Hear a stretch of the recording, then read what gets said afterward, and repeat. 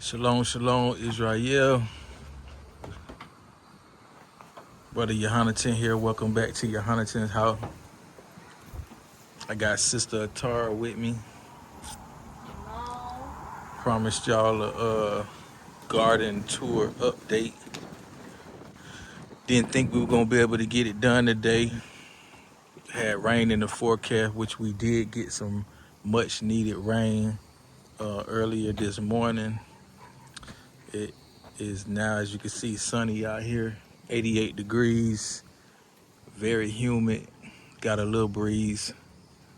But we're going to run through some of these trees, these fruit trees, nut trees, and talk a little bit about some of them. We want to start at in the front. Wherever you Might as well start in the front and make our way to the back. Yeah, sounds good. Sounds good. Pray everybody had a blessed Shabbat.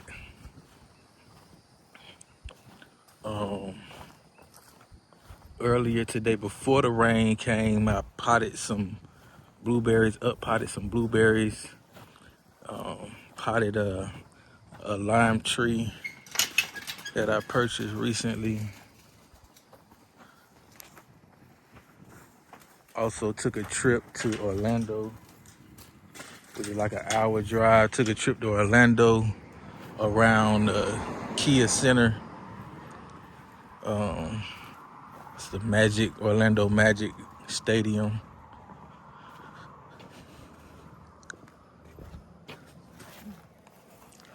All right, so this entire fence line here, eventually I'm gonna have completely lined with blueberries. So everything you see in pot here is all blueberries.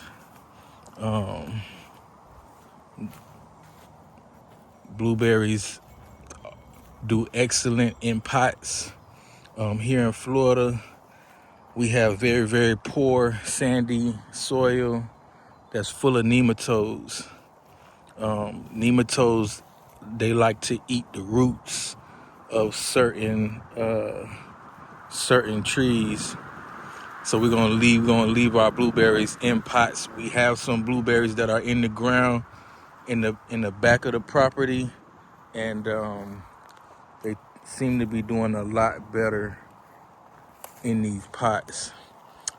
This is a Hello Darling blueberry, and they've just been doing really, really good so far. Sister Tara has harvested tons of blueberries.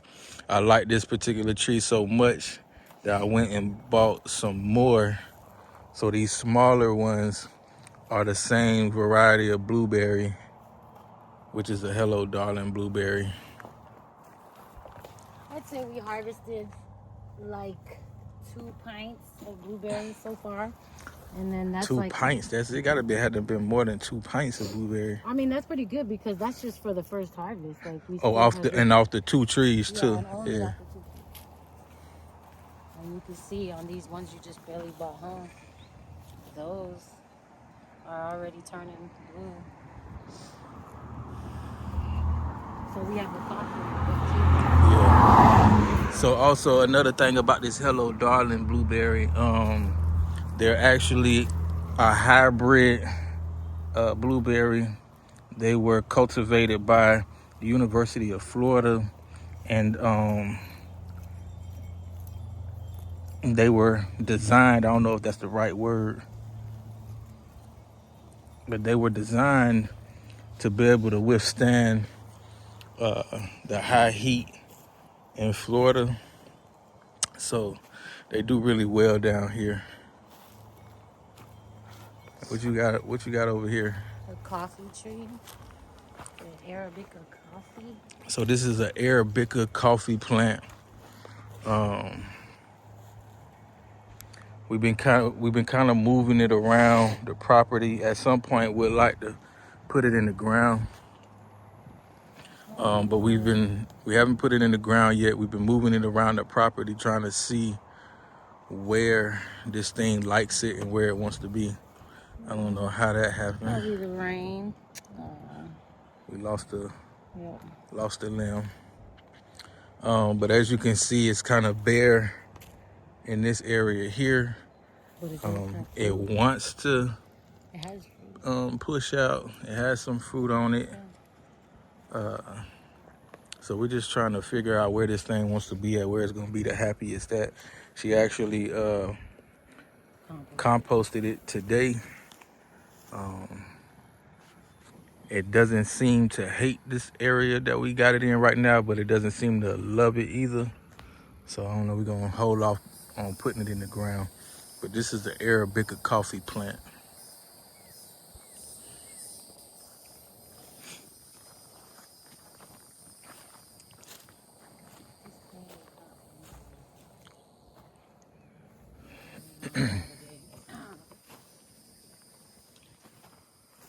And this is a different variety of blueberry. I believe this is a powder blue. Not really fan of this particular blueberry. It's not a heavy producer. The blueberries don't get that big.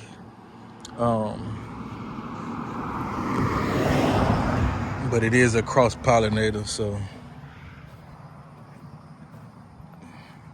here you have a pecan tree. I believe this is the Cado pecan. This is one of 3 pecan trees that we have. You have a type A and a type B pecan.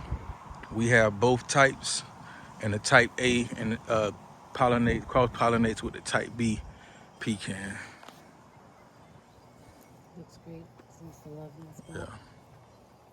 This tree that's next to it, I'm gonna end up taking that out, so it'll have this whole area to take over.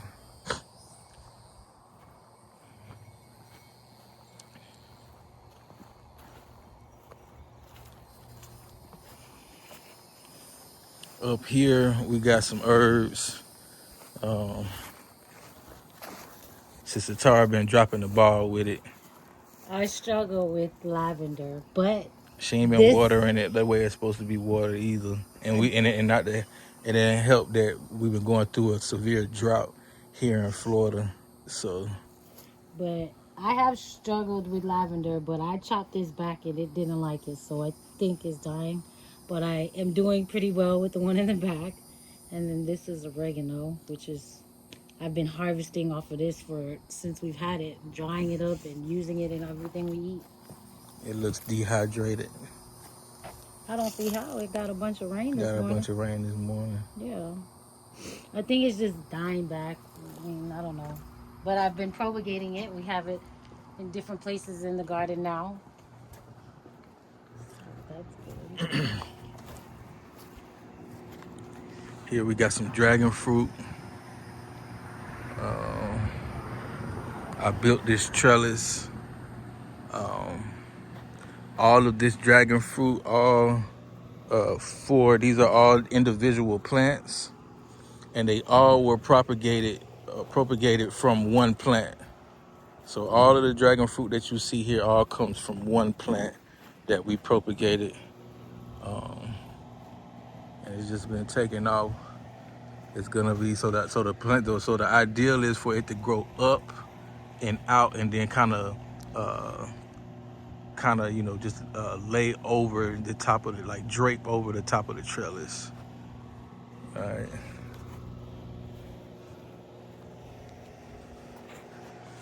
Here we got some. Which one is this? The red pigeon peas. It looks like it might be. No, it's gonna come back. It's gonna come back. Yeah, this tree is so resilient and little to no maintenance, and it just keeps on giving. Yeah, so this tree definitely keeps on giving. If you have this, we definitely suggest that, if you can grow this, that you get this in your garden. It's an excellent food source. Like Sister Tar said, it is the tree that keeps on giving. You'll always have food. And then also too, the seeds they they they Germinate. have, yeah, they germinate very, very well, very easy. um, and you could just keep this growing. It gives off seeds, pods year round, right? It flowers year round, so you always have food. This one here is another pecan. This is another one of our 3 pecan trees. This one Candy Kanza. is the Kanza pecan. Um, right, so this one is going to cross pollinate with the other one. These trees get huge, so definitely want to make sure that you plant it in the area where it's going to have plenty of room to grow and completely take over an area. As you can see, I got some power lines um, in this area, so you want to look up when planting this tree and just make sure that, you know, no power lines or nothing like that over on top of it.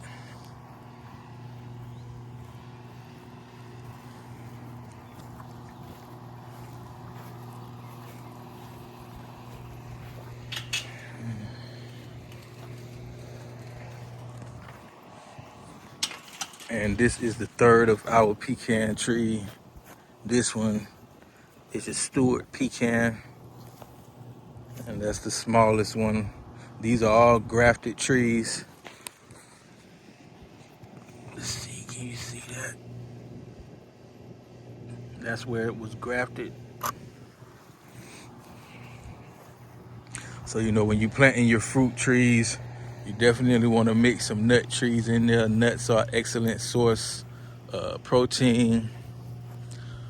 This one here is Pakistan. this one is a Pakistan mulberry.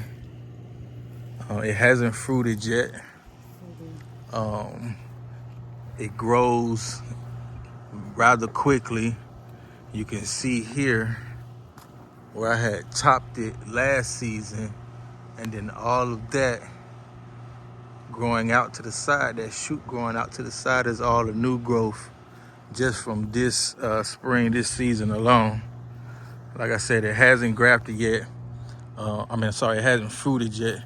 And where I topped it at, Sister Atara stuck it in some rooting hormone, and we actually got a whole nother tree propagated from this tree here.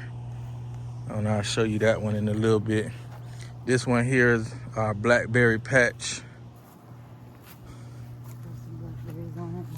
It's got some blackberries on there, need to be picked. This is our blackberry patch. We have 2 other blackberries that we still got to get in the ground here. But so blueberries and blackberries, you know, we pretty much been harvesting every single day. And these are fairly young trees, but they're gonna grow up and they're gonna completely take over this fenced area here.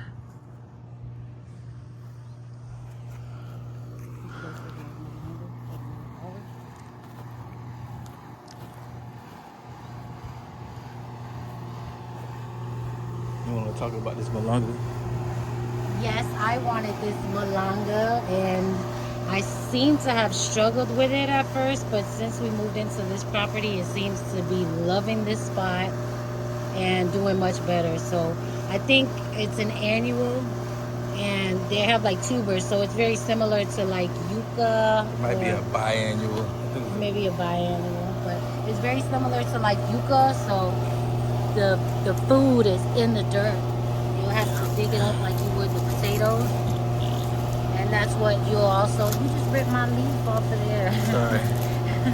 It's like little tubers in there that we'll end up harvesting, and should be about ready to harvest soon. It takes like 10 to somewhere between like 10 to 15 months before it's actually like ready. And we've had it for about a year now because we got it like last summer.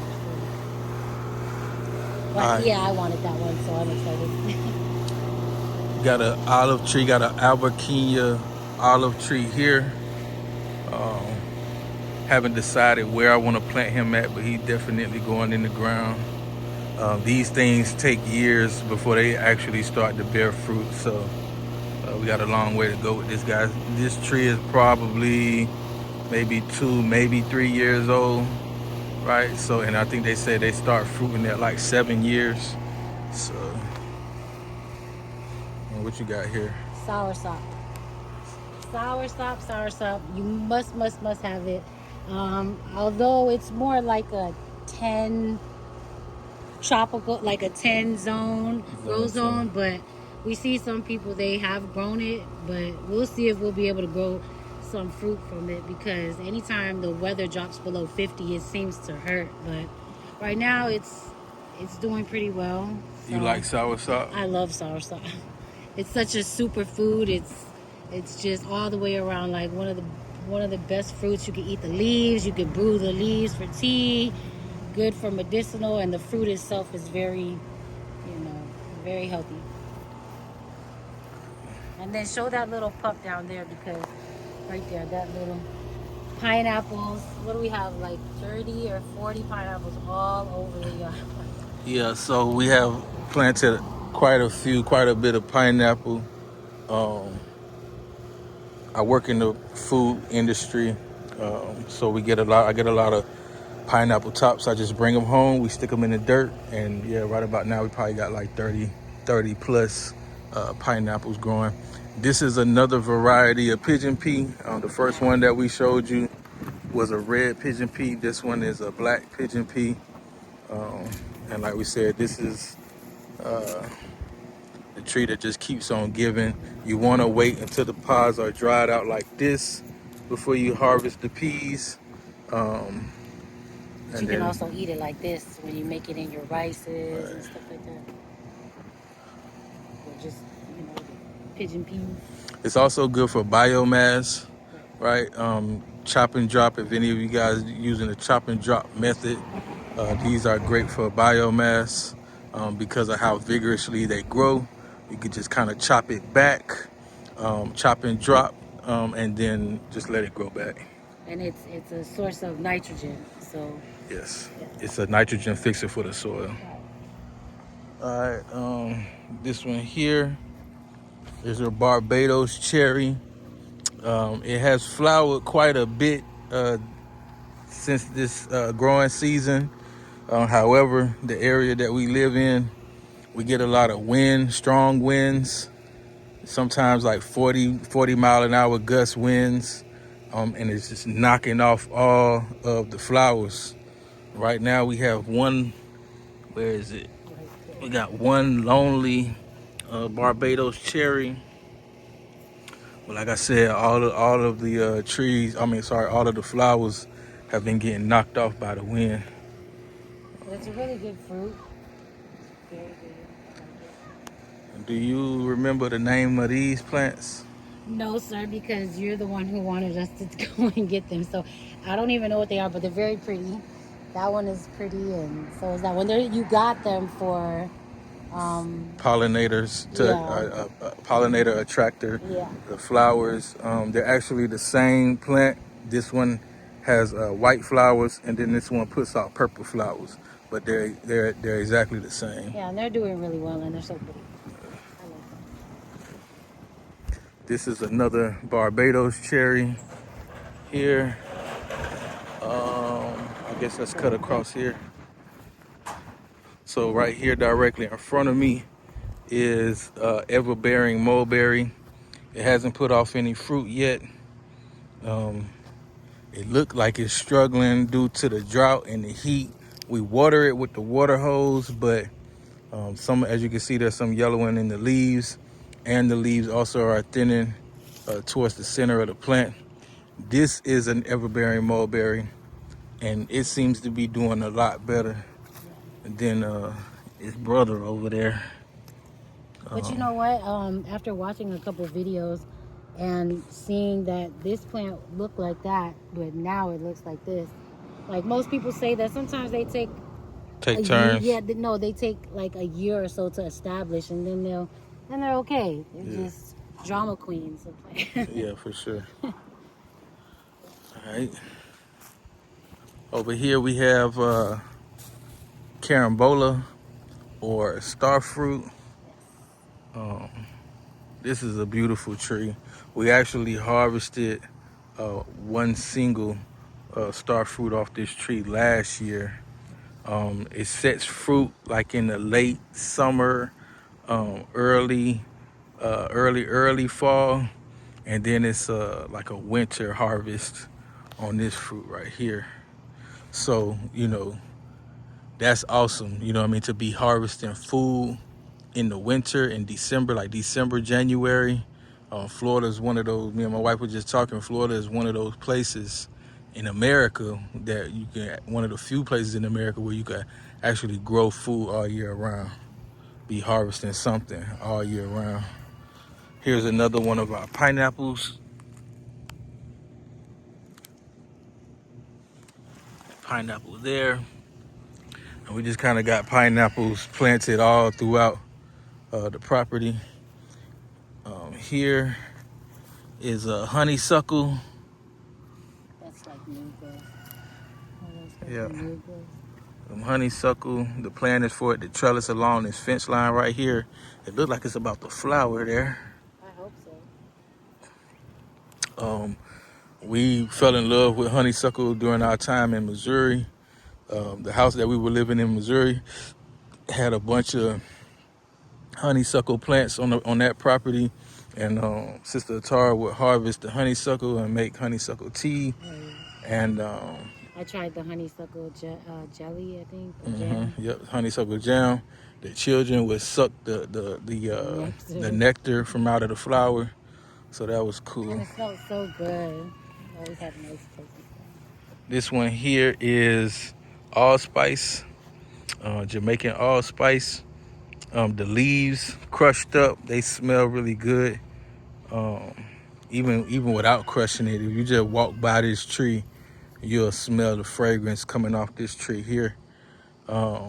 It also produces like a berry that you would dry out and crush to get ground allspice. And then if Jamaicans, they use this a lot in a lot of the Caribbean cuisine. A lot of Caribbean dishes call for allspice, right? So when you planting your fruit trees, don't forget your nut trees, and then also don't forget your spices. Okay. You want to talk about this one? Sure. This is the ice cream bean. Ice cream bean. Yep. And it's doing really, really good. I look forward to this thing fruiting, because they said that this fruit, when it tastes like Cotton candy, like they cotton say. candy, and the inside of it even looks similar to cotton candy, and it's white. Yeah. And it's gonna produce like these bean pod type of fruit. Right. And inside the bean pod is like a cotton candy type substance. Yeah. So this is your ice cream bean. Yeah. I'm excited about that one. What's this right here? That, sir, is an almond tree.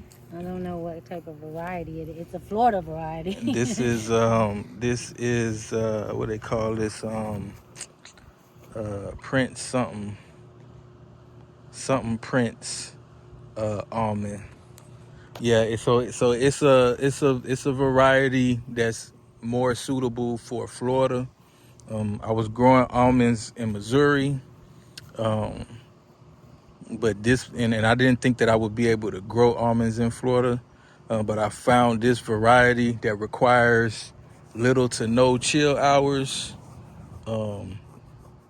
So we're gonna see. It's already put off almonds. Last year, actually, when I got this tree in the mail, it had flowers and almonds already on it. I didn't let them grow. I picked them off. I picked off all the flowers and the almonds. I wanted this tree to just focus on growth, development, developing the root system. But I know that I know that this tree can flower, will flower, and is gonna be a great producer This one when was a it's drama queen when we transplanted it because we thought it was struggling, but now it's doing really well. yeah, we wound up having to remove all of the leaves. The leaves that were on here, they were hurt, so we just removed all the foliage and it leafed back out beautifully. All of these trees, so they all go through that initial transplant shock, and it takes them a little while to bounce back and just to acclimate into their new space. So this one here is a mulberry. I showed y'all these two mulberries already. These two are ever-bearing mulberries. The one up the hill there was a Pakistan mulberry. And then this one is a Shangri-La mulberry. So got a couple different varieties of mulberry here on the property. This one actually has a mulberry on it right now. It has produced a few mulberries this growing season, not many, not a lot. It's still a very, very young tree, but as you can see, it's healthy. Nice green, dark green leaves. The leaves on these mulberries, the Shangri-La, as well as the Pakistan mulberry, these are big, big leaves. As you can see, the leaf is about the size of my hand. Okay. And surprisingly, the birds haven't messed with any of our berries. Yeah, so in Missouri, we used to have to fight with the birds in order to get raspberries, They were winning. blueberries, right? And the birds were definitely winning. Here, we haven't had a fight with the birds at all. So, hallelujah for that. This one here, what's this? Avocado. This is This is the avocado, Oro Negro avocado. Oro Negro avocado.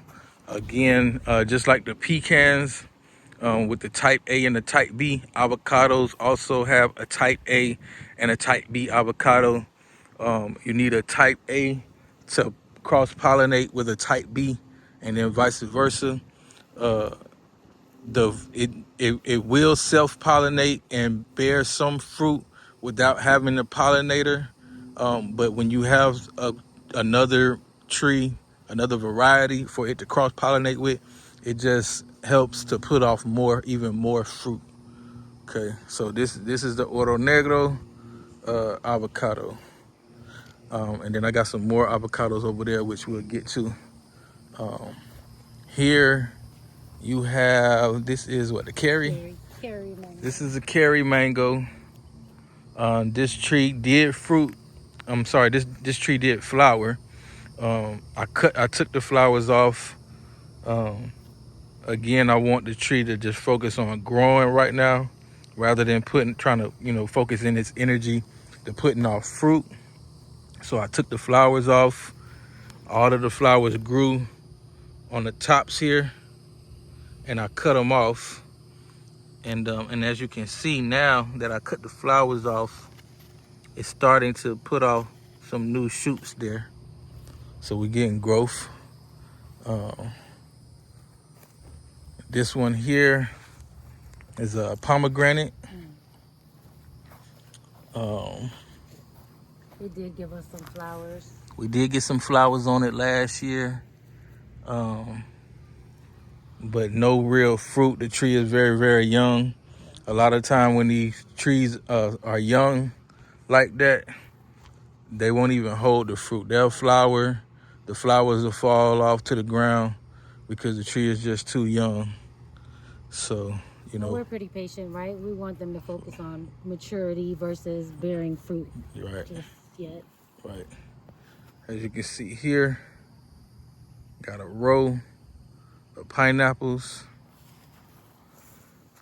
Here is another mango. This is a Nam Dak Mai. So that which one I said that was? The Kerry mango. That's a West Indian mango. Actually comes from Jamaica. And then this is a Nam Dak Mai mango. This is a Asian variety of mango. Okay. Probably have about 4 or 5 different varieties of mango here on the property. Pineapples all the way down here. This is an ice cream ice cream banana, also known as blue java. When I got this tree, it was probably the size of its pup right here when I first got this tree. Bananas, they're actually not trees. They're considered herbaceous plants. And once the plant fruits, right? Once this plant flowers and produces fruit, the main tree that produced the fruit will die, right? And then it puts off these pups to grow up and take its place. Okay, so right now we've got the main tree, you have a pup, and then there's like two other pups down there. There's another pup coming up right there, and then there's another pup coming up there. So your vision is for it to be like a little Yeah. So corner pocket full of banana trees. exactly. So the bananas, they're gonna take over this area. More and more pups will start to spring up, and they'll take over this area right here. We'll use the chop and drop method on these banana trees. Once the tree bears fruit and we harvest the fruit, then we'll cut it down and just drop it here to decompose and go back into the add nutrient back into the soil. Over here in the corner is one of our passion fruit vines, and it is a vine, a true vine. As you can see, it's grabbing hold of the fence line here, and it's gonna trellis down the fence in both directions, right? Actually have a couple flowers on it. There's one there, so we got some fruit coming there. I saw another one too somewhere. Here's another one here, a flower. So we're gonna have some passion fruit here soon, and these things grow fast. I saw somebody on YouTube that had a seedling of a passion fruit vine, and they did like a time lapse video, and within 5-6 months, the thing had trellised so far and produced so much fruit. It was beautiful. So I'm kind of excited about them. Yeah. This one here, the passion fruit, the juice is amazing. I'll say that. I've had passion fruit once in my life. Somebody house that we went to go buy some plants. She was growing passion fruit. She gave us some. It's my first time having like the real fruit. I love passion fruit flavored juices. So yeah, we're excited about that. It's another passion fruit. Actually had this one before I had that one, but that one is more mature than this one here. And Sister Tara is gonna plant this somewhere. Yes, because he didn't want it. He said he wanted to get rid of it. But we're gonna keep it. I'm gonna try to keep it alive and get it to grow and look just as voluptuous and luscious as the other one. We're gonna get some fruit. Okay. Got some more pineapples down there. So I got coconuts. I got coconuts, and I'm very, very excited, stoked about these coconuts. It's gonna take a while for them to grow up. We're gonna be patient with them. We're gonna give them all the love and the care that they need. Coconuts don't typically grow this far north in Florida. We in Central Florida. When you go down South Florida, like earlier this week on Monday, I was down in Belle Glade, and man, with just coconut trees everywhere. And Belle Glade from here is probably like a 3-hour drive, 3 hours south, right? So just that quick little 3-hour trip south or up north, like I said, coconuts don't typically grow out here. It's a lot of care that needs to go in, and you got to protect them during the winter. Any little bit of cold will kill your coconuts. There are certain varieties that are more cold tolerant, but you pretty much got to protect all of them during the winter. Wrap them up, do whatever you're gonna do to try to protect them from the cold, and definitely to not allow any frost to get on them. So this one is a green Malayan dwarf variety of a coconut. They'll probably get to be as tall as my shed building right there, and that's about it, right? Or as tall as this tree right here, and that's about it. And that's considered a dwarf variety because coconuts, they'll get as tall as this oak tree back here in the back. This one here is Chinese, that's a jujube, or they call it a Chinese date. And when I bought this tree, it was probably the size of that coconut tree back there, right? And then it grew insanely fast, and it was super tall, right? But then I chopped it back, right? I chopped it back because when we moved from the last house I was renting to this property here, I couldn't get it inside the U-Haul. So I had to chop it back just to make it fit inside the U-Haul. It hasn't, since I chopped it back, it hasn't grown any, It's right? definitely being like a drama queen. Yeah. It's not dead, so that's good, but it's definitely like being dramatic. And There's no these new growth. weevils, I haven't really seen much on this property in comparison to the last property, but they love this tree. We gotta spray this. We gotta hit this tree up with some diatomaceous earth and some And neem this oil thing and has stuff. prickles on it, like Yeah, the thorns on this thing are vicious. They'll slice you clean open. or you walk past it, Stick it'll to your grab you. clothes. Right. So, but that's the Chinese date. Yeah.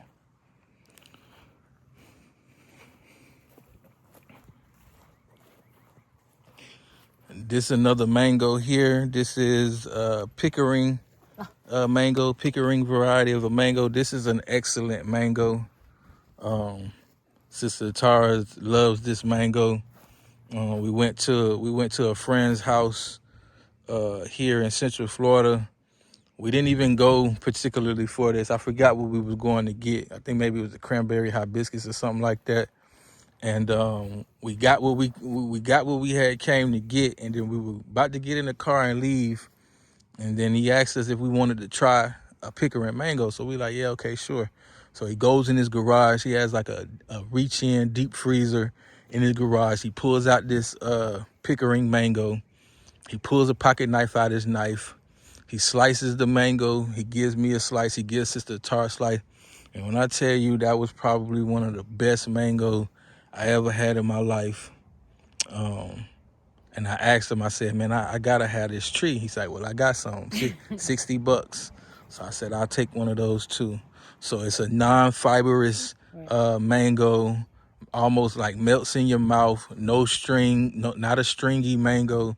The seed is so small, so there's a lot of flesh in the mango, and just a very, very delicious mango. The flavor was so good.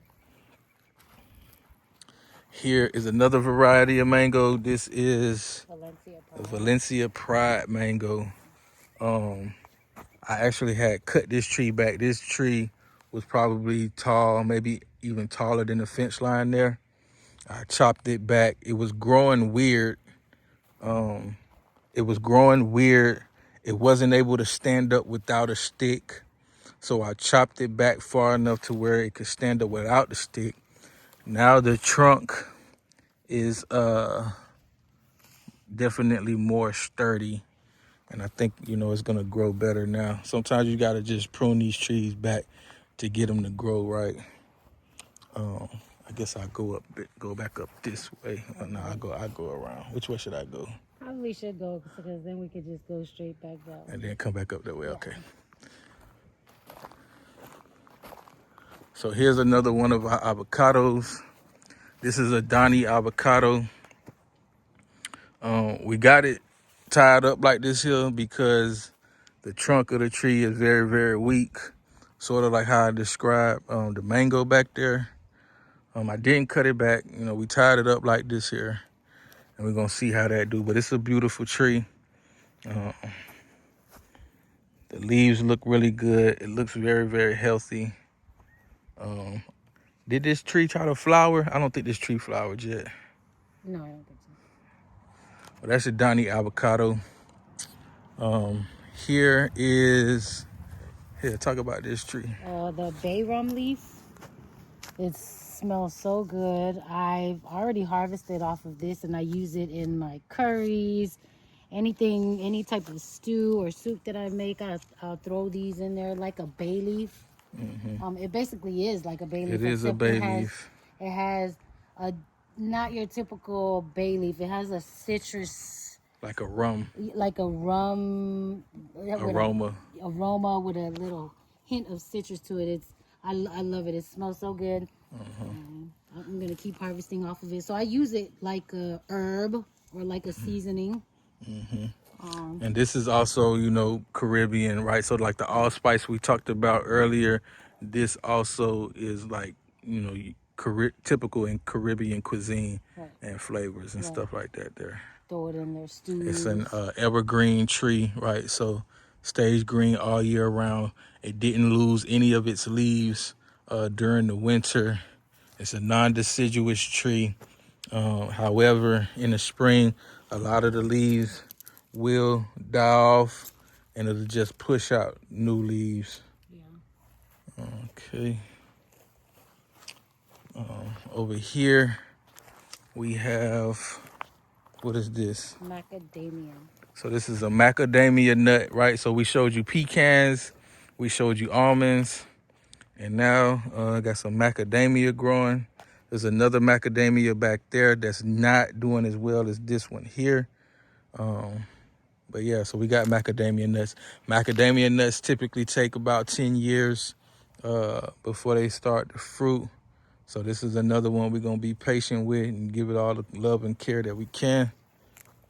And macadamia. All right, here you go. Here go another one of your favorites. This is the sweetheart lychee, however which way you want to say it. So this was a total drama queen too.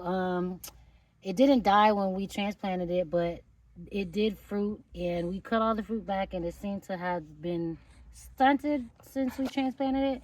But now look at all this beautiful new growth on it and the stock on it. Like, even though a lot of these trees might not grow in their foliage or new growth, but like if you look at their stock, and I always say that to my husband, like, but look, I've noticed the stock growing in size, and so that's always very comforting to see, even though it doesn't push off new leaves. Yeah, if a lot of the time, if it's not growing up, it's growing out. Yeah. But very excited about that one. So this is another one of the Malayan dwarf coconut, like the one over in the corner that I showed you. It's another coconut. And then this is the other macadamia nut. We had to prune back a lot of the leaves. And as you can see, it is pushing out new leaves. So Trust the process, right? trust the process. What's this back here? Sugar cane. So you got sugar cane. You want to talk about that? Yeah. I mean, shoot, most of these trees that we've already showed you, like we've grew up on coming from South Florida. But sugar cane, it's like, you know, it likes that wet, moist soil. So we have to make sure, even in this drought, that this guy gets a lot of water, and he seems to be doing really healthy, pushing off a lot of new tubers, and you know, we're definitely going to keep growing that. I'm concerned if we planted this too close to the fence line here. As you can see, he's got new canes, Right, canes. coming out the back here into the fence. I'm not worried. I think it's going to do well. So I'm going to have to train that somehow to not intertwine with the fence here. Here's another variety mango. This is Tommy Atkins. Actually had pruned this one back as well. Just trying to get it to grow the way that I want it to grow, but it looks good. Yeah, that's great. This is actually a new addition to the garden. I bought this tree a couple days ago, maybe early last week, late last week or something like that. This is a loquat. I'm not sure the variety. Let me see. Do I got a tag on there still? I ain't got no tag on there. Sherry wood. Oh right, yeah. This was a sherrywood loquat. I just recently found out that there's a variety called Yehuda loquat. How about that, Judah? There's a variety called Yehuda loquat. So you know I'm finna hunt that down and try to find that one. But this is a loquat. It's a citrus. Here in Florida, citrus, we struggle with citrus. Actually, my struggle ain't been that bad. But if you go on Google and everything, you're gonna talk about citrus greening here in Florida and how it's completely decimated the citrus industry. However, the citrus greening, they said it doesn't really affect the loquats for some reason. So got loquat. I tasted loquat for the first time a few weeks ago. One of my coworkers had brought some from a farmer's market. He let me taste some. And like the next day or two, I went out and bought a tree. So yeah, watching a couple of our videos, you might know that we're surrounded by orange groves, which might be helping with our citrus tree now. Right. Because they've been thriving since we've been here. Thriving, looking healthy, looking way more healthy than they were when we were at the other property. This one here is Honeybell Tangelo. I flowered, it put on fruit. It didn't hold any of the fruit, so no fruit on this guy yet. Over here this is a Bear's lemon. It's loaded with lemon right now as we speak. This one here is a blood orange, a Moro blood orange. No flowers, no fruit yet. But excited about that one. We'll give them an update on that later. Give them an update on the chickens later. Yeah. Okay. We'll focus on the trees because we have so many. We're not even. So this right here, you'll find it all over the yard too. Now the Cuban oregano, it's such an easy propagated, right.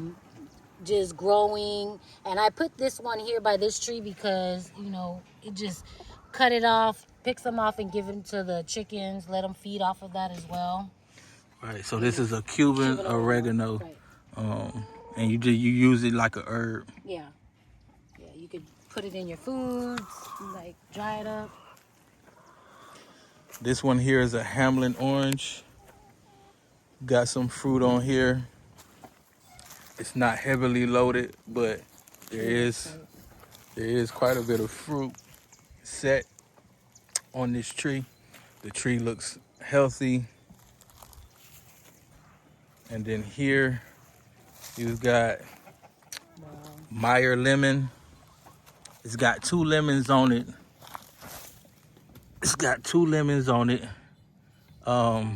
We had just eaten one last week. We ate one and it hadn't even turned yellow yet. As you can see, this one here is starting to turn yellow. This one here is not so much. The one that we ate last week was still green, and the only reason why I took it off the tree was because the branch had broken. So I just took it off the tree. It was very, very soft, but it hadn't turned color yet. We ate it, and it tasted amazing, even though it wasn't completely ripe.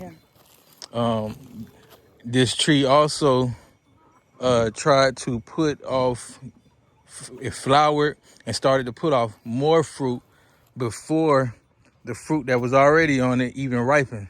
So I took all of those new flowers off the tree to keep those for growing, so it could just let me finish growing, ripening these lemons.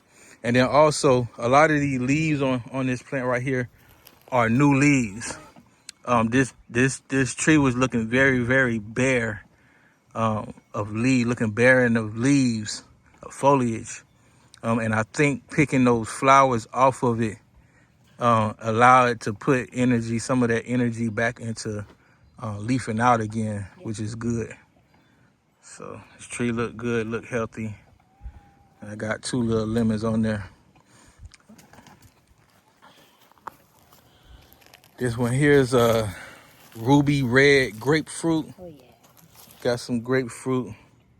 When I bought this tree last summer, it had a humongous grapefruit on it. One humongous grapefruit on it, which I was excited about. And then, you know, it was hurricane season. We had some strong wind. It wasn't a hurricane now, but we had some strong winds. Blew my tree over and knocked off my doggone grapefruit before it ripened. Yeah. So I didn't get to taste. I didn't get to enjoy that one. This one here, as you can see how yellow it is, it's not gonna make it. So I'm gonna just take that off, and that'll be, you know, less energy being drawn in the tree. But all of the citrus look good. They look healthy. And like I said, you know, if you go on Google and you Google growing citrus in Florida, I'm almost certain that, you know, that the citrus greening infestation is gonna come up, and it's gonna tell you that, you know, how difficult it is to grow citrus here in Florida. Oh, but real quickly, that something else that's like a tidbit about growing citrus near oak trees is that the oak tree can also help to, you know, With the diseases. yeah. Right, so they're saying that the oak tree, you know, there's something medicinal in the oak tree that helps the citrus and the lime green, I'm sorry, the citrus green disease. Yeah, we don't know if it's entirely true, but we're willing to try it. So that's why all of our citrus are here underneath the canopy of this oak tree. We strategically placed them here. And also all of our citrus are still in their containers, as you can see, as opposed to all of our other trees we showed you are in the ground. This is a old oak tree with, you know, the roots are the size of its branches, right? So it's difficult to dig into this soil in this particular area in order to put these trees in the ground. So I just been leaving them in pots for the time being, but they're doing okay. Citrus is one of those trees that can do well in a pot, as opposed to like an apple or, you know, a pear or plum or something like that. Yeah. This is a Suriname cherry, and I grew up eating these my whole childhood, so they're a very good cherry. Something nice to snack on, you know, Yeah, while you're like out in the garden and yeah, stuff like that. yeah. What you And got then over there? we have tea plants. I haven't really harvested any of the flowers or the leaves off of it yet, but I do plan on putting them in the ground. Showing them some love, because that one over there to Yeah, it the looks right very rough. look hurt. Yeah. But I've been moving them around the garden too, just to see where they like it, where they don't like it, because you know it's we did that with a lot of these trees before we actually dug them into the ground to see where they would, you know, do well at. So yeah, I gotta get those together. I think we should go this way and then come back Yeah, around this sounds way. good. All right. So here looks like a banana tree. It's a plantain. This is a plantain. I'm not sure of the variety. Found this on Facebook Marketplace. And yeah, got plantain. It's got some pups coming up. You got a pup right there. So just like the banana, you know, just like the banana, it's gonna put off a lot of pups to take the place of the mother plant there. Now the plantain is not like your sweet bananas you eat. Most people would fry this banana, make like a plantain chip with it, or in the Hispanic and the Caribbean um, cuisines, they'll, you know, deep fry it, make like a soft, Or boil them. or boil So them. plantains are more starchy than a banana. Right, right, right. Even the Hawaiian and the Samoans, they boil it with coconut water. So what's this right here? That is a cassava. This is cassava, also known as what? Oh my goodness. Also known as yucca, Yucca, yes. right? Cassava yucca cassava. Yeah. Okay. I'm excited about that one. That one also is a Tuber. It's producing tubers down there in the ground. You have to dig it out to harvest the yucca. But it's also good for Biomass, right, chop and drop. right, Okay. right. This is one of your requests Yes. here. What is this? This is a tamarind. Another thing I grew up eating as a child. I mean, all of these fruits we grew up eating in Florida, but tamarind is really good. It's also a superfood, very, very healthy. Nutrient dense. Yes, yes. You could drink it as a tea. You could eat it right off the tree. Uh, the Hispanic culture, they make like a paste out of it, make candy with it. But it's so good. It's so good. That's all I can say. When when the time comes, you'll see. But tamarind tree, one of my favorites. I had childhood memories of my mama eating a lot of tamarind too. Yeah, she know. This one here is banana. It's a dwarf variety. It is dwarf Cavendish double Mahoy. So while most bananas only produce one rack of bananas, the double Mahoy can and will produce 2 racks of bananas at one time. Not every time, but it does have the ability to produce a double rack of bananas. So excited about that, excited to see that. And it's also got 2 pups on it already down here. So they say when you plant bananas, you always have bananas. And it's very, very difficult to get rid of the bananas. So we always got food. What's this one here? This is a guava. This is guava. This is a pink guava. Um, I'm So since you've gotten it, this thing has went through some really harsh situations. One time it had them heat stroke. a heat stroke from when you were here with it, and Yeah. then the second time it had mealy bugs on it. I basically sprayed it down, and it was healed, but then it suffered another heat stroke. Yeah. And I have been moving it around the yard trying to see where it fits really good. Tore all the leaves off because it suffered another heat stroke. Yeah. And now it seems to be doing really well. It's in the ground, so we're hoping that it's going to do good right here. It has fruited. It had fruit on it when I bought it. So we know it's gonna produce fruit. I'm interested to see if we're gonna ever get to enjoy any of the fruit. A lot of people in Florida are talking about the struggles with the fruit. A lot of bugs and stuff like that pretty much destroy the fruit before anybody could harvest it or enjoy it. Remember your mama was talking about the guava would be full of bugs. Yeah, when I was a kid, I remember biting into guava, and there'd be bugs inside of it. So, like, the larvae would lay their eggs in the fruit, which Right. then it ain't no good. Yeah, so we'll see if we actually get to enjoy any of that. Yeah. But it's still a pretty tree. It's nice to have.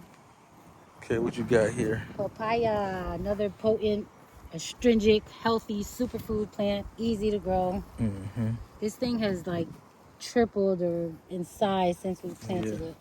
Yeah, the base here is nice and thick, thickening up. Yeah, we're hoping to get fruit off of this season because it's such an easy thing to grow. And then let me see the pineapples. I have them all over the yard. Yeah, I haven't been pointing them out, but it's literally pineapples Everywhere. all over this property. And pineapples we've been planting in there too. All right, we'll start go right here. So this is this bare tree that you see right here looks dead. It's not dead. This is this one I believe was a tropical beauty. Yes. Yes. I believe this one was a tropical beauty peach tree. Because that one's the evil. That one is the evil, yeah. This one is a tropical beauty peach tree. It's dormant right now. Hopefully it'll leaf out before, sometime in the summer or whatever. I don't know if it's dormant, but the leaves had been suffering something, so we stripped all the leaves off, and now it's kind of just bare, and hopefully I just say it's dormant. That one back there, we'll get looks to that one in a second, but that one hasn't had any leaves on it since it came in the mail. right. So I believe that that one's dormant as Okay, well. yeah, maybe you're right. But yeah, the leaves that were on here, we stripped them off because they looked like they were hurting pretty badly. So this one over here, see what that tag says. This is also a peach tree, different variety. Florida King. Okay, so this is the Florida King. It has 3 peaches on it. It's got one there. It's got one there. It's got one there. It had a couple others down here at the bottom. I actually picked those off. I didn't want too much. I don't want to leave too much fruit on this tree. I want this tree to definitely focus on some growth. But this is a beautiful tree right here. There's some pineapples down here.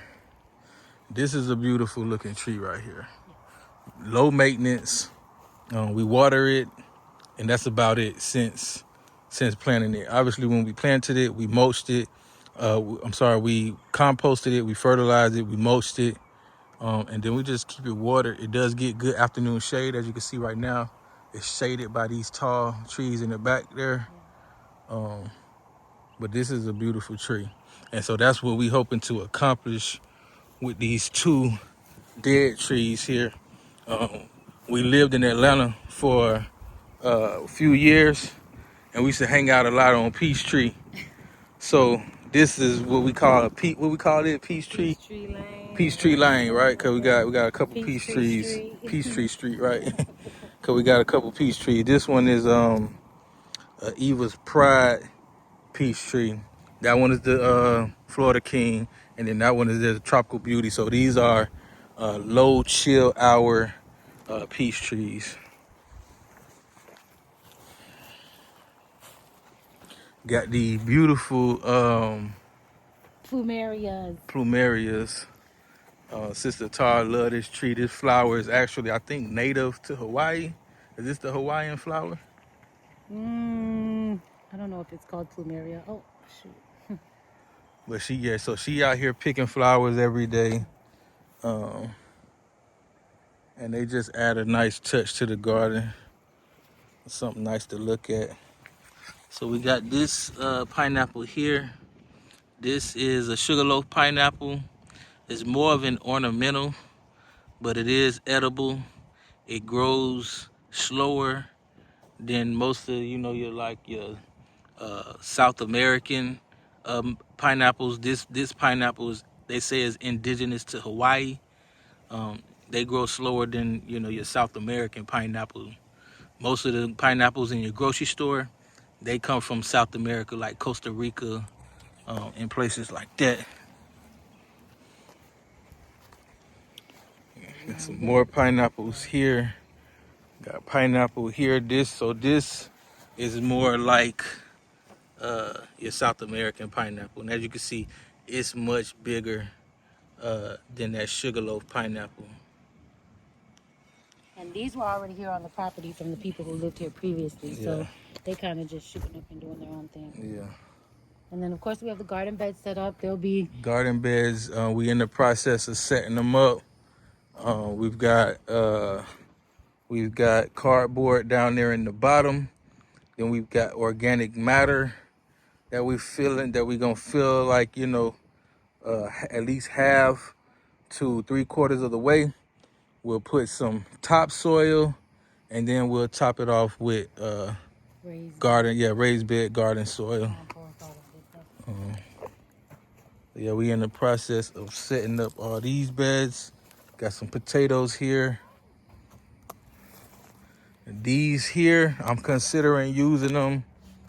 Well, I'll keep that information to myself for the time being. We have something right here. Yeah. So we got some figs. This one is a Celeste fig. Yeah. That's a Celeste fig.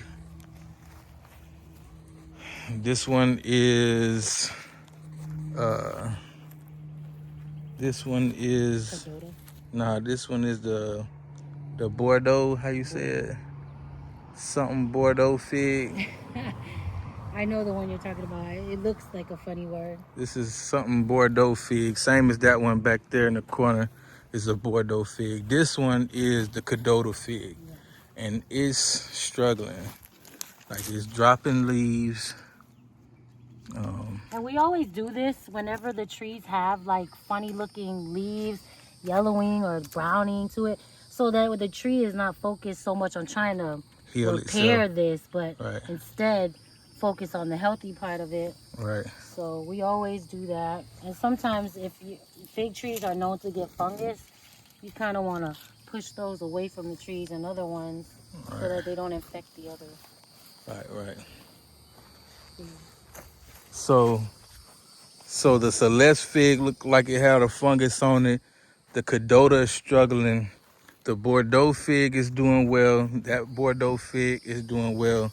And then this one is the brown turkey fig, and it's doing well. So, we just, taking mental notes of what's doing well and what's not doing well. Go down the hill right here a little bit. So right here is what is this? Elderberry. Elderberry. Elderberries are flowering. They've grown so much since we got them. Like they've grown so fast. So excited about these elderberries here. They look great. And we got some blueberries.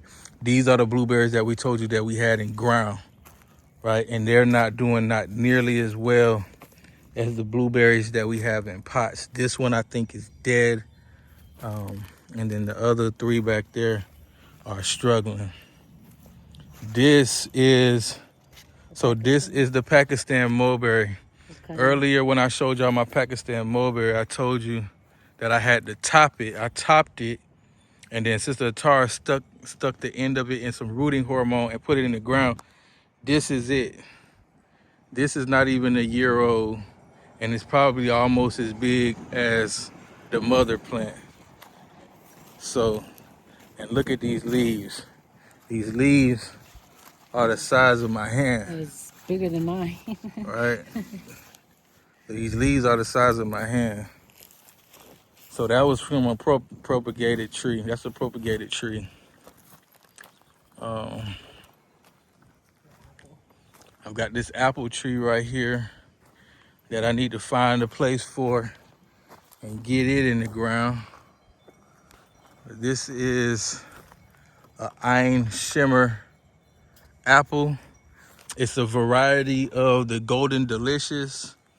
It was cultivated in the Middle East in the state of Israel, and it's supposed to be low chill hour. It only needs like 350, 400 chill hours, which is about all I'm gonna get here in Central Florida Zone 9B. Probably won't get apples on it every year. It's all gonna depend on how many chill hours we get from one winter to the next. But it's all good. It would just be nice to have an apple on a tree every once in a while. So that's the Ein Shimmer apple. What's this right here, Sister Tar? Moringa. Moringa? You need moringa. This is a superfood. And it's such an easy plant to grow. But yeah, you can use it in tea. Most people will use it in tea, but you can eat the leaves in salad. But People grind it up into a powder too, moringa powder. Right. They put it like in their shakes and stuff. Right. Yeah, and it's very, very high in protein. Right. Very, like just a superfood. You know what I mean? We have a bunch of those around. The soursop, the moringa. It's a very resilient plant. Right. Last summer we had some high winds, knocked this tree. It was still in the pot. It blew over and actually like decapitated the tree. Yeah. And it was just like a stick in the dirt, and it grew back. Right. Very easy to propagate. This is gonna be a huge tree. This tree is gonna grow up and actually be huge. So Here you got some more of the Cuban oregano. Cuban oregano. What's this here? What you got here? Mexican sunflowers. Those are good for chop and drop. Good for biomass, which is why we're growing them. It's not for any type of food, but I think people do eat them. I mean, I'm not really sure. But the main purpose of growing them was for biomass. Mexican sunflower. They'll be pretty to look at too Yeah. when they flower. And we've got this. So all of this here along the edge here, overlooking the garden, is biomass that we'll chop it and drop it right into the garden. All right. With the exception of this right here. This is sorrel. Now, I harvested these seeds from the one tree that we had in a pot last year, and I used the calcuses, I think that's what they call it, or whatever. It's the pods that the flower come from, and that makes such a nice herbal tea.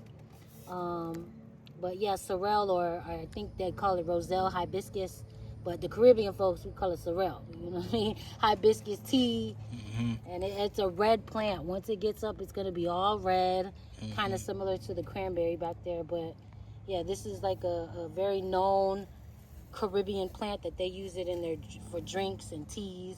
Yep. And beautiful flowers on this plant.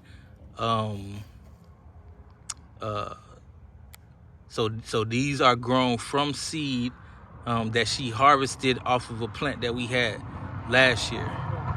So you definitely want to get into harvesting seed, letting your plants go to seed so that you can harvest seed and be able to grow more the next year, right? For a lot of these annual plants, definitely want to learn how to harvest seed and grow things from seed.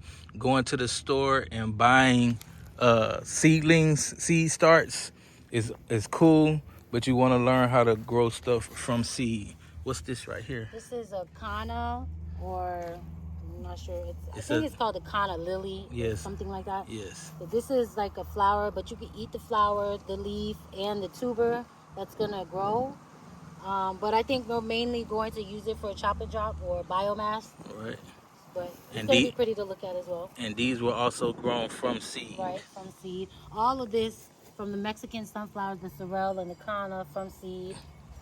Right. Although a sister, you had gotten this from a sister. I bought the seeds online on Etsy. Oh, okay. And of course, these are pigeon peas that we harvested off of those two trees that we showed you earlier. These are seeds from those trees. And we have so many more of pigeon pea trees. Their germination is 100%. And they grow so easy. They're drought resistant. And it's good for biomass. And pigeon peas, rice and peas. If you eat it, right? If you know, you know. You know. Right? Oxtails, rice and peas, and cabbage. Straight up. All right. So that's that. What we got back here? What's this over here? So this is my little fun pocket corner. So this is probably the best I've seen this plant look. Yeah, that's the eucalyptus. We tried to. No, we never could find that in Missouri because it's like a heat. We bought this in Missouri. Did we? Yep. We bought this in Missouri. Where did we get it in Missouri? I don't remember. Well, I think you're right, but it was so. We bought it at that Amish. Oh, the Yodders. Yeah. Yeah.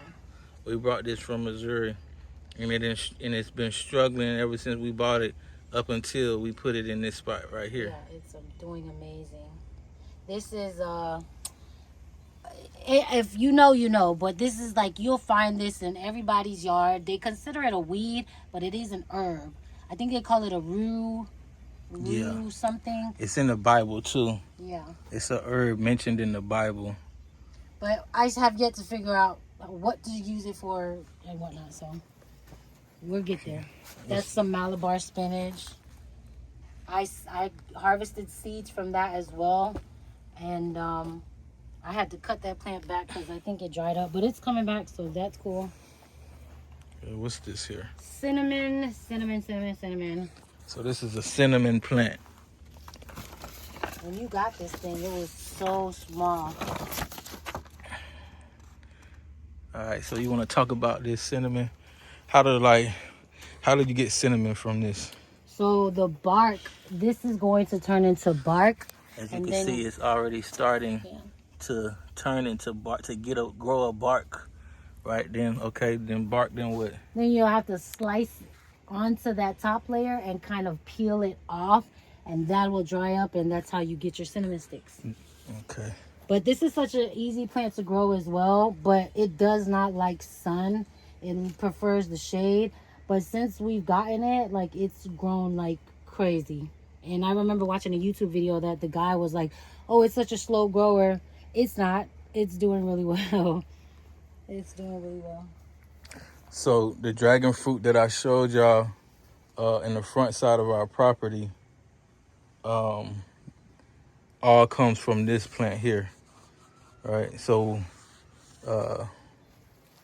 you'll come in here and you'll cut a piece of the dragon fruit, propagate it, put it in the dirt, and you can start a whole new plant. Yeah. We've got some Raspberries. These things are starting to come out even more and more now. Yeah, it's usually just on them 2 plants. But we got some raspberries here. This is another one that he didn't want to keep. He was ready to let it die. Yeah, because at the last house that we were in, I moved it, and it wants to be in shade. That Florida sun is no joke. The raspberries can't take it. So this spot right here where it's at is constant shade, literally gets no direct sunlight. And it's been doing okay here. Yeah. So We'll continue to see. we haven't had any fruit on it yet. But we're gonna see. We're gonna try to let it grow up as much as it can and see what it do. Yeah. What's this one here? That is katuk. Katuk. Katuk. And this is another superfood. People will usually, once it grows up, they'll kind of like strip that and eat it in their salads. Right. Yeah.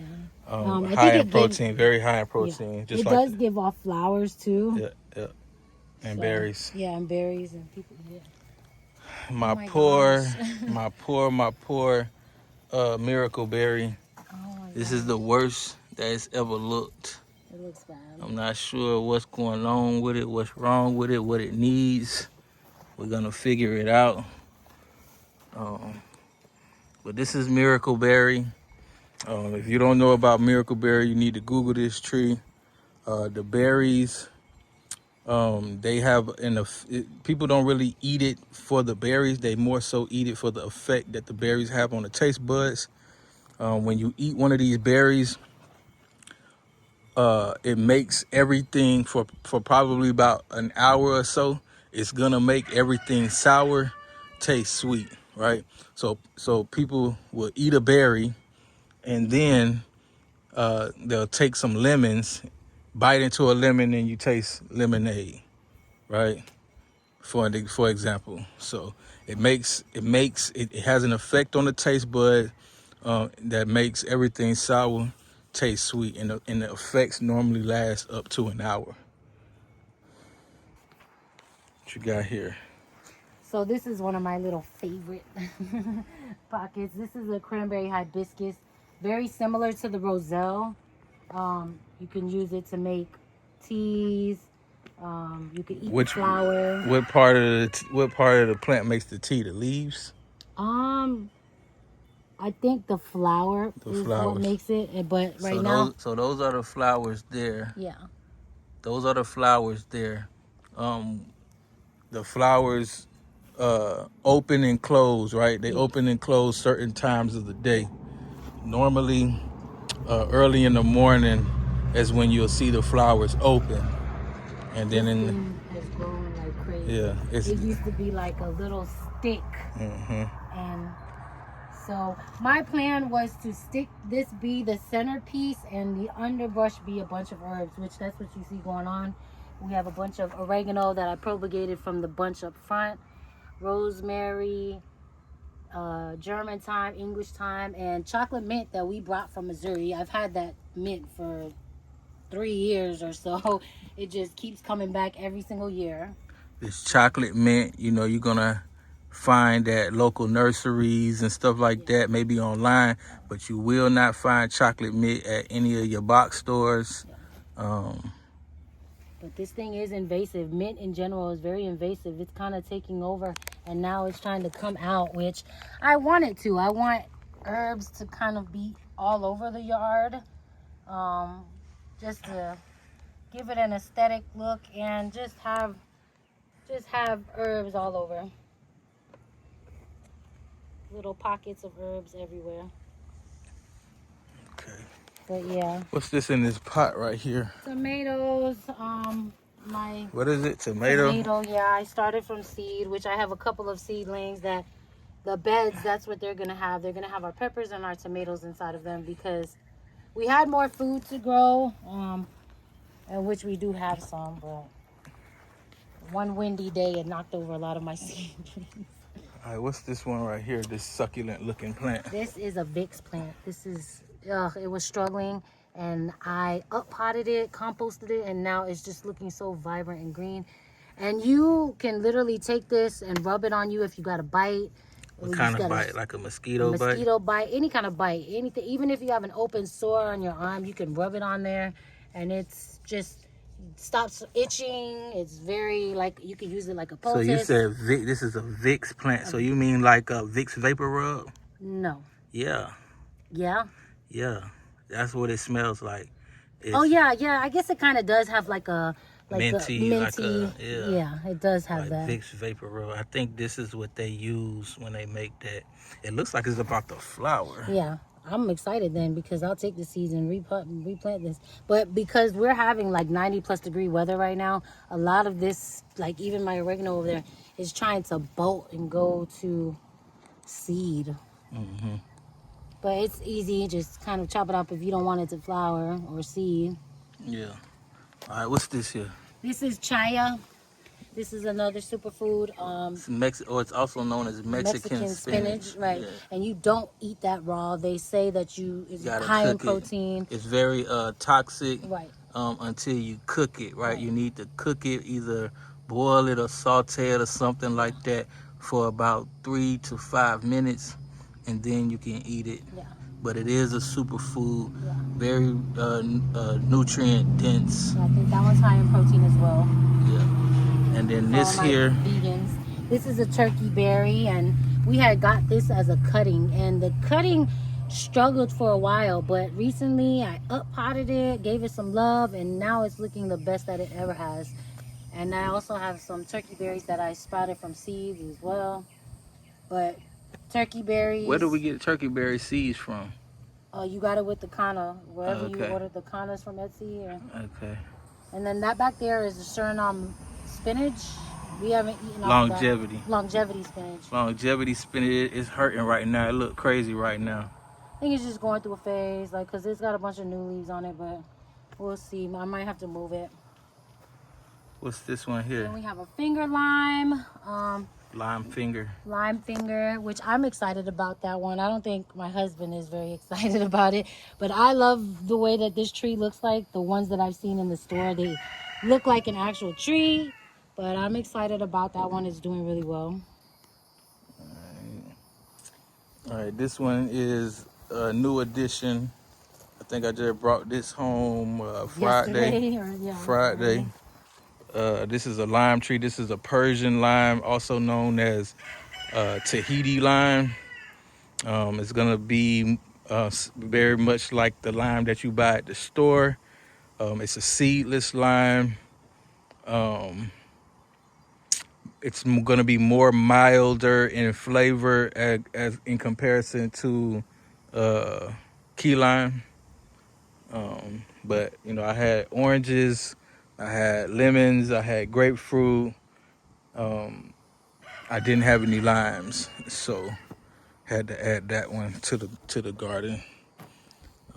Got some volunteer pigeon pea here. I think maybe she might have dropped one of the seeds in here, and we got pigeon pea going. That's how easy this stuff grows. And what I have in here is some sugarcane tubers or canes, and we're trying to trying to grow them, but we don't know if the canes were dried up or rotted. So, and then those dragon fruits are propagated from that back there. Some more cuttings that we're going to, you know, Like you got some do stuff in the greenhouse here. a few things. Got some peppers, Malabar spinach, and these are the turkey berries. All that from seed. Okay. Got some potatoes that you harvested back Yeah, there. finger lime potatoes. The children and I Fingerling. potatoes. So these are fingerling potatoes that I brought home from work that had sprouted, and we put them in the dirt, and we just harvested these today. Yeah. We'll use majority of these as seed Yeah. potato. But most of the fingerling potatoes are like generally like this kind of size, and they cook and serve it like it's purple, red, gold. Alright. What's this over here in these pots over here? We have some summer squash and watermelon. So the Of course. squash over here, these are two different varieties of squash. Why the leaves look different, but as you can see, it's flowering already. So about to have some squash. Yes. And then what is this? The yellow squash or it's a yellow squash, right? Yes. All right. And then here you got what's this? Watermelon. Watermelon. Watermelon. We have watermelon, and of course, I love watermelon, and I have to have it. Chickens like the watermelon the too. chickens love it. With this heat, they love it. So over here I got a grapevine. I forget what variety of grapes this is. It does have some grapes on it. It's a deciduous plant, unlike most of what we have here. So we'll lose the leaves in the winter time, but came back beautifully.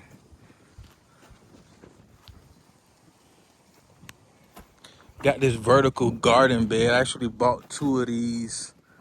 She set one of them up so far. I like the way they look. Nice touch to the garden. The vertical garden beds I got from Greenstock. greenstock.com. So we just have some strawberries in there right now, cucumbers and zucchini. I think that's zucchini and that's cucumber down there.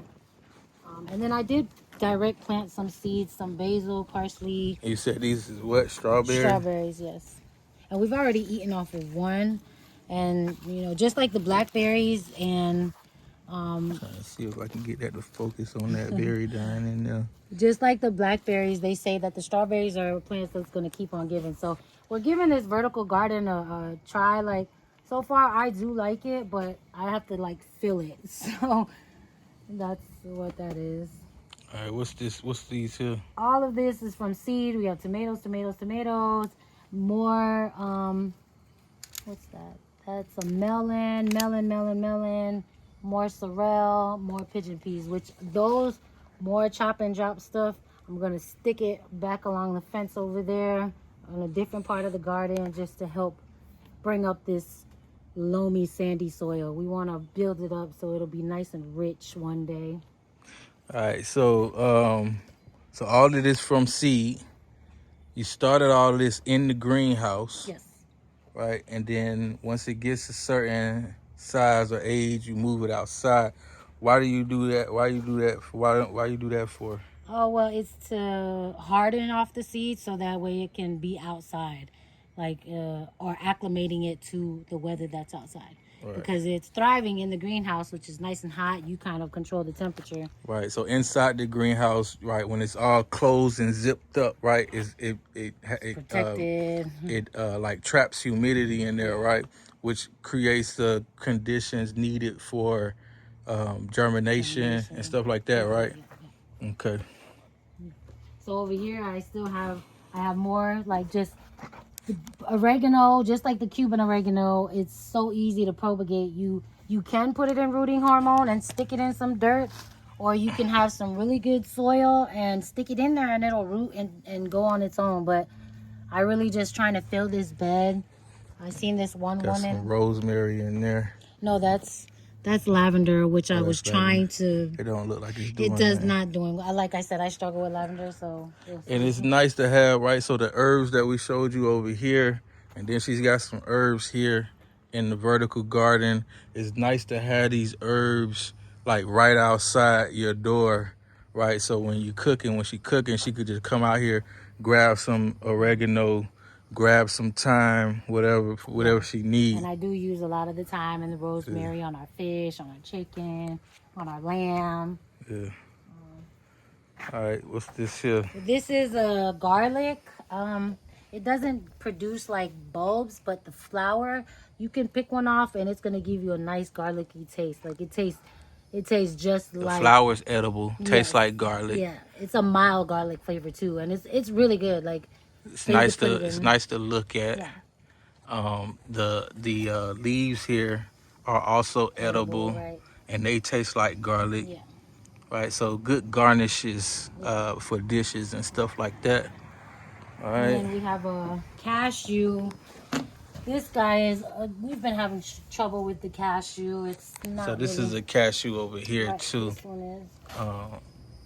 And yeah, so cashews, right? So what we have: pecans, almonds, Macadamia. macadamia, and then cashews Yeah, that we're attempting to grow. yeah. This one here is a neem tree or a neem plant right now, but it's gonna grow into a tree.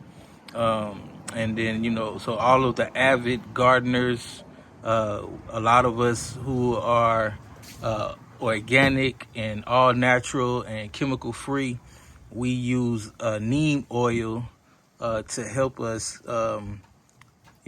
manage pests Yes. in the garden, right? And so this is a neem tree. So I'm hoping that it'll be a deterrent for pests. Maybe I'll be able to make some neem oil one day. I don't know. But this is a neem tree, and this is what neem oil comes from. Okay. This one here is Kinyepa. It's a Kinyepa seedling, also known as Spanish limes. So this is going to grow into a big tree. Bought it as a seedling. Actually was shipped to me from outside the country. And that's Kinyepa. So yeah, my lavender over here is doing well. Yeah, this lavender. This is how my lavender up front looked like for a while, up until just recently. Like, I was trimming back the flowers regularly, and it was You got mulch thriving. on this one. Yeah. The bed up front doesn't have mulch on Yeah. it. This one also gets partial shade, Yeah. whereas the one in the front is in full sun all day. But it's doing really well, and I'm happy about that. Got some more dragon fruit. So these dragon fruits didn't come off of our main dragon fruit plant. And then this one, I'm not sure what this one, I forgot what this one is, but this one is the yellow dragon fruit. That one is the yellow too. No, this one is the yellow. I don't remember what that one is. Oh. But this one is The yellow dragon fruit is my favorite. I love Yes, it. the yellow dragon fruit is the best, for sure. And so we're almost done here. We have a aloe back there. Aloe, some struggling aloe back there. Got some more Cuban oregano. And then the big boy. Oh yeah, I can't forget And the about big him. boy. So this avocado right here, something wrong with it. You notice that? Yeah. The leaves is drooping on it. Unlike the other avocados, the leaves kind of standing up. But I mean, it looked good. We thought it was doing much better, but it seems to be struggling again. I don't know what's wrong with it. Like, if anybody could help me out, leave a comment. If you got any suggestions of what I could do to give it some perk, because these leaves, I don't know. This is my first time growing avocado, but these leaves don't look like my other avocado trees. Right? Let me show you what I'm talking about.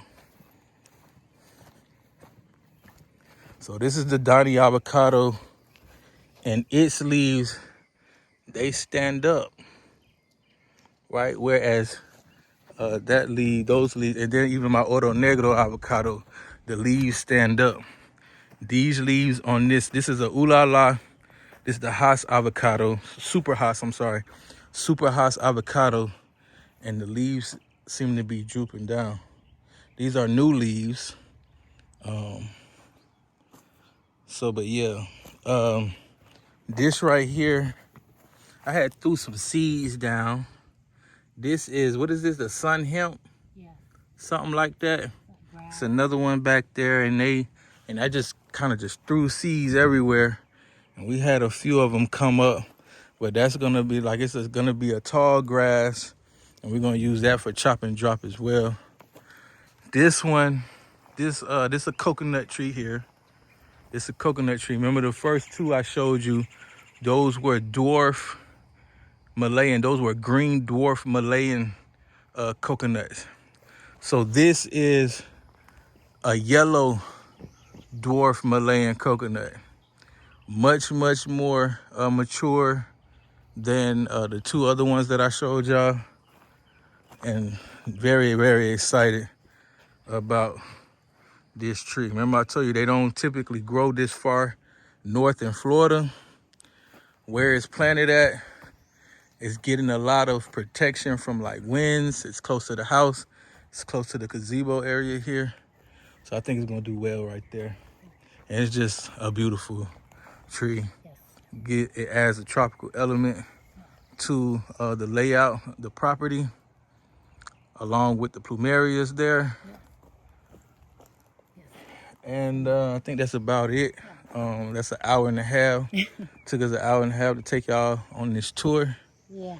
I got all this land back here in the back there. I got about a 1/4 acre of land back there that I haven't even started to touch yet. I think I buried a rooster back there, and that's about it.